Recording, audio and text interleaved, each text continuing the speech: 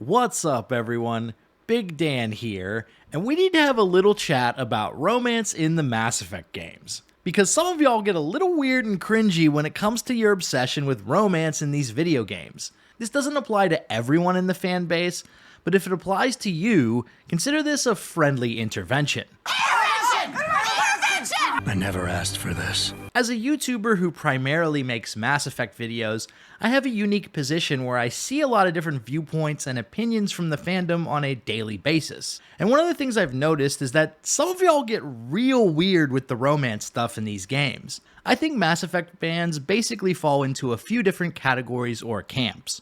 You've got the fans who love these games for the story and characters. Some like the gameplay and strive to beat the games on insanity difficulty, shooting enemies and flinging them around with biotics.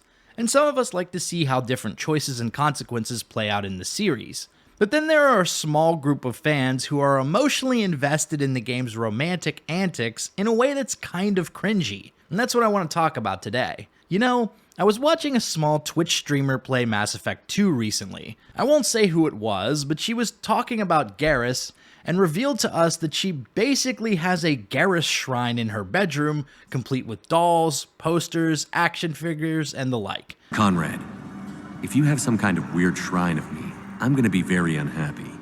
It's just a poster with a few candles. It's very tasteful. She even has a full-length Garrus body pillow that she sleeps next to every night. Let that sink in. Homegirl is literally sharing a bed with a Garrus body pillow. Do you see how this can start to be a problem? I've always found romance in video games to be kind of strange. When it's well written, it can be interesting and fun to experience, but I don't play video games for the romantic connections in these stories. I play Mass Effect because of the interesting choices, story points, and compelling characters. The romance is really an afterthought to me. It's nice to have, but I wouldn't actually miss it if it were gone either. I often get asked what's my favorite romance in the Mass Effect trilogy, and to be honest, I don't really have one. I just don't have that strong of an opinion on the romance in these games because it's not that important to me personally. I lean towards characters like Liara and Ashley because it's interesting to see how those relationships evolve over the course of 3 games, where you don't really get that with other squad mates. And I like the romance arcs with Tali and Garrus because they are with you in Mass Effect 3 until the bitter end, whereas some of your other squad mates never join you on the Normandy, which leaves their romantic arcs feeling underdeveloped from a story standpoint. For instance, if you're dating Miranda, you only get a few extra lines of dialogue and cutscenes, and for half of the game you talk to her via hologram, including your final conversation. Compare that with Tali, who has much more dialogue and cutscenes, including an emotionally moving goodbye at the end of the game. Don't leave me behind. I need you to make it out of here alive, Tali. Get back to Rannick. Build yourself a home. Have a home. And this is kind of how I view romance in Mass Effect. They are interesting stories to experience, but I don't feel the same level of emotional attachment and obsession with romance that some other fans seem to exhibit. I recently started streaming a new playthrough of Mass Effect 1, and one of the most common questions I see in chat is which character I'm planning to romance in these live streams. Some of you are even very invested in seeing me pursue specific romances with Liara, Tali, or other characters. It's odd to see the tribalism that some Mass Effect fans display when it comes to their headcanon romance. You've got the Talimancers and the folks who are obsessed with Liara or Garrus, and they move through the YouTube comments section like evangelicals, trying to win more people over to their cause. Like, they're not content to just say Liara or Tali is their favorite. They want everyone else to agree with them too, almost as a way to validate their own preferences and opinions. We're seeing it now with the upcoming Mass Effect game, where there are hordes of fans wanting to see Shepard and Liara have a child, and want to see that hypothetical Asari child play some major role in the plot. And don't even get me started on some of the bizarre fan art I've seen recently on Instagram, which I'm sure is only the tip of the weird iceberg, given the realm of fan fiction and Rule 34 in general. Yes, some of y'all are a little bit cringy when it comes to this stuff. Even the way fans speak about romance is cringe, like using romance as a verb.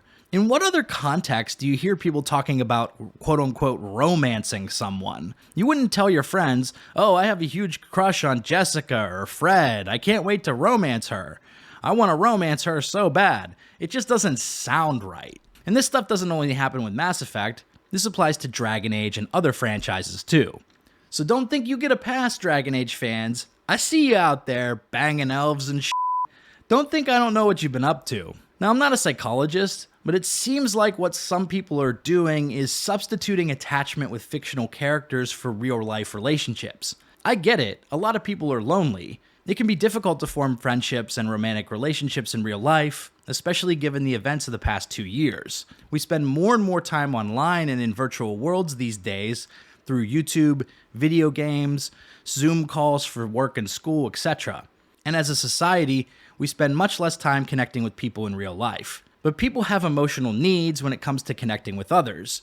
So if their needs aren't being met in real life, they will develop coping strategies. One of which seems to be vicariously experiencing romantic attachment through video game characters in the Mass Effect trilogy. Now, before you come at me in the comments section, I know that not everyone who enjoys Mass Effect romance is doing this, but some people definitely are. Faced with the difficulty of connecting with people in real life, they're choosing to take the blue pill, so to speak. Right now, there's no place I'd rather be. Neither would I. If this does apply to you, I'm not here to judge you, but it's worth self-reflecting on this and asking yourself if this is healthy behavior, or analyzing why you feel so strongly about romance in the Mass Effect trilogy. But not everyone obsessed with Mass Effect romance is single either, so I wonder how their boyfriends or girlfriends react to some of this stuff. Like, I'm just imagining some Asari-obsessed dude trying to pitch a role-playing scenario to his girlfriend without tipping off where he got the idea from. Hey babe, I'm thinking about trying some new stuff in the bedroom.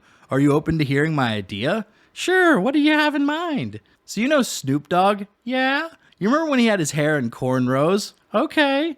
Well, I'd love it if you braided your hair like that. Oh, okay. I didn't know you were into that sort of thing.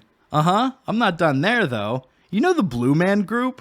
I think so. You know, the guys who paint themselves blue and bang on drums in Vegas? Yeah. Well, I'm gonna need you to paint your whole body blue like those guys. That's a little weird. Yep, and when we're in bed, I want you to speak in a careful, soothing cadence and talk about your research into the Protheans. Wait a minute, is this for that f***ing video game? I'm not dressing up like that blue bitch. Babe, wait, where are you going? Come back, babe. Okay, I think this video needs to end now. So there you have it. Some of y'all are getting a little too weird with romance in Mass Effect. If you like this video, be sure to subscribe to Big Dan Gaming for more Mass Effect and RPG videos. I also have a bunch more videos about Mass Effect, so why don't you check out another one, like this one I've linked on the screen. Shout out to all the channel members for supporting my content. Until next time, this has been Big Dan. I should go.